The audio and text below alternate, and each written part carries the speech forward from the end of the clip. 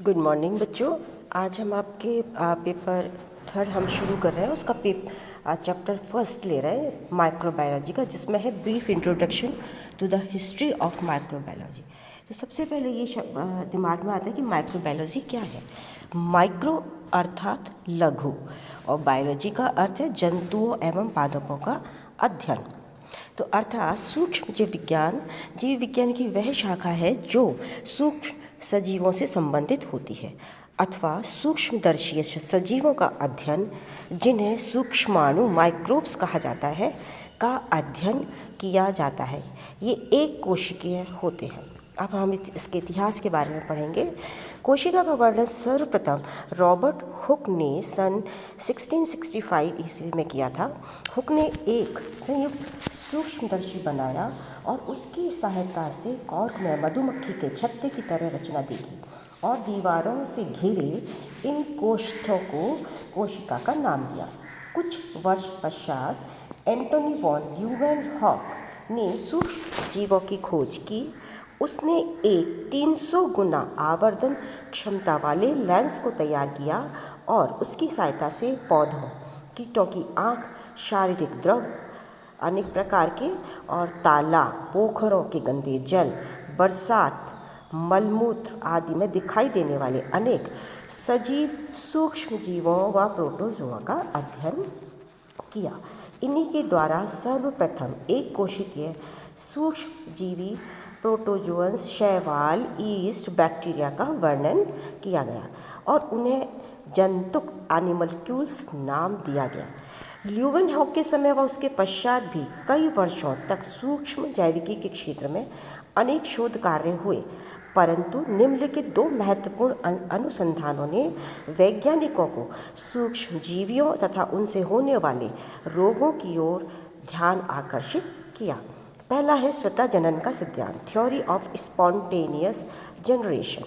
यूनानी दार्शनिक अरस्तु के अनुसार जीव की उत्पत्ति निर्जीव पदार्थों से अपने आप हो जाती है, जैसे तालाब की कीचड़ में मछलियाँ, मेंढक, सांप इत्यादि, और कूड़े करकट, गंदगी, गोबर से कीट स्वतः ही उत्पन्न हो जाते हैं।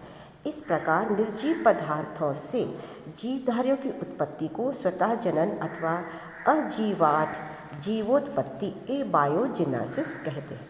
शताब्दियों तक यह धारणा थी कि मैगट अर्थात सामान्य मक्खी के लार्वा मांस की गर्मी एवं हवा मिलने पर उत्पन्न होते हैं, परंतु फ्रांसिस्को रेडी पहले व्यक्ति थे जिन्होंने इस सिद्धांत को अपने प्रयोग द्वारा असत्य साबित किया। उन्होंने मरे हुए सांपों, मछलियों, चूहों और मांस के टुकड़ों को अनेक जारों में रखकर कुछ जारों को तो खुला छोड़ा और कुछ को जालीदार कपड़े से ढक दिया। खुले जारों में मक्खियों ने मांस के टुकड़ों पर अंडे दे दिए और उनसे कुछ समय बाद लार्वा निकल आए। लार्वा विकसित होकर मक्खियों में बदल गए, परंतु जो जार ढके हुए थे उनमें मक्खियाँ प्रवेश नहीं कर सकी, अतः उन पर लार्वा नहीं निकले उन मांस के टुकड़ों से। इस प्रकार रेड्डी ने सिद्ध कर दिया कि मक्खियाँ सड़े गले मांस के टुकड़ों से स्वतः जनन द्वारा नहीं बल्कि अंडों से उत्पन्न हुई, जैसा कि उन्होंने डायग्राम में शो किया है। पहला वाला जार खुला हुआ है, जबकि दूसरे वाले जार को उन्होंने जाली के कपड़े से ढका हुआ। इसके पश्चात लेज़ारो स्प्लेंजानी ने सन 1767 में जॉन नीडम द्वारा किए गए प्रयोगों को दोहराया। जॉन नीडम ने सड़े हुए मांस में जीवाणुओं को देखा और उन्होंने यही कहा कि इनकी उत्पत्ति मांस से स्वतः होती है, परंतु स्प्लेंजानी ने एक बंद फ्लास्क में कुछ मांस को उबालकर सील बंद कर दिया। इस फ्लास्क में सूक्ष्म जीवाणु उत्पन्न नहीं हुए, अतः स्वतः उत्पत्ति के तथ्य को नकारा गया, परंतु कॉर्क से बंद किए गए जारों में सूक्ष्म जीवाणु उत्पन्न हो गए। इससे यह निष्कर्ष निकाला कि कॉर्क के जो छिद्र थे उनसे अंदर पहुंचने वाली हवा के साथ जीवाणु भी पहुंचकर वृद्धि करने लगे, परंतु जो फ्लास्क सील बंद था उसमें हवा भी चूँकि अंदर नहीं जा सकी, इसलिए प्रवेश का मार्ग नहीं था, तो जीवाणु भी उत्पन्न नहीं हो सके। लुई पाश्चर अपने काल के एक अत्यंत उत्कृष्ट वैज्ञानिक थे। उन्होंने ये सारांश निकाला कि जीवाणु संदूषण बोलते हैं दूषित करना, कंटेमिनेशन का स्रोत होते हैं। उन्होंने एक निर्जमीकृत स्टेरलाइज तकनीक का विकास किया और प्रयोग द्वारा यह प्रमाणित कर बताया कि जीवन की उत्पत्ति स्वतः अजीवित वस्तुओं से नहीं हो सकती है। जीव पूर्व स्थित जीवों से ही विकसित होते हैं।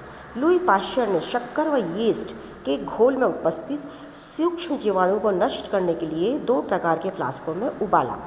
कुछ फ्लास्कों की गर्दन को गर्म करके ऐस या हंस की गर्दन के आकार का बना दिया और कुछ फ्लास्क की गर्दन तोड़ दी।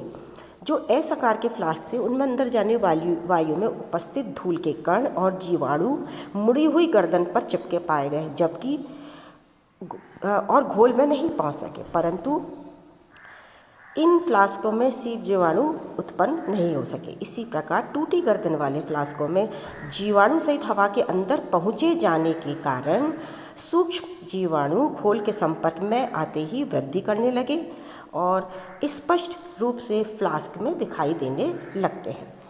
इस प्रयोग से पाश्चर ने यह सिद्ध कर दिया कि जैविक पदार्थों के घोलों से सूक्ष्म जीवों की उत्पत्ति असंभव है।